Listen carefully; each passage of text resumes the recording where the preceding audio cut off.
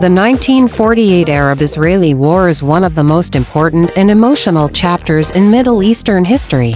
For Israelis, it is remembered as the War of Independence, the struggle to establish a homeland after centuries of persecution.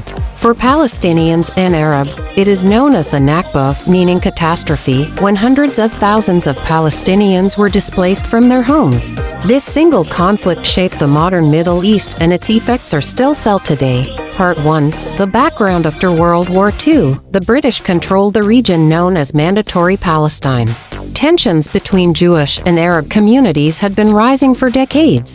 In 1947, the United Nations proposed a partition plan dividing the land into separate Jewish and Arab states, with Jerusalem placed under international control.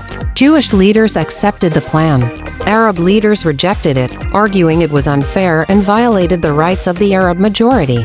Violence began almost immediately between the two communities.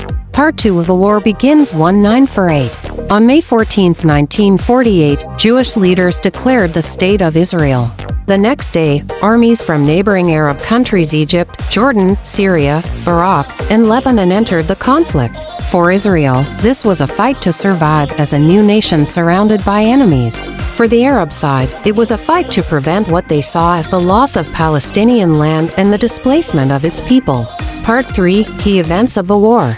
The fighting took place on multiple fronts: Jerusalem, the Galilee, the Negev, and central Palestine. Israel managed to organize rapidly, forming the Israel Defense Forces (IDF). It gained control over large parts of the territory.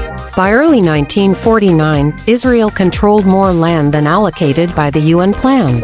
For Palestinians, this period brought immense suffering.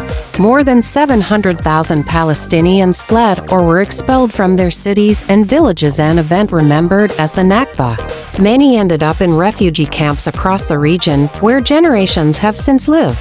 For Israelis, the war created a sense of national survival and victory, ensuring the establishment of their state.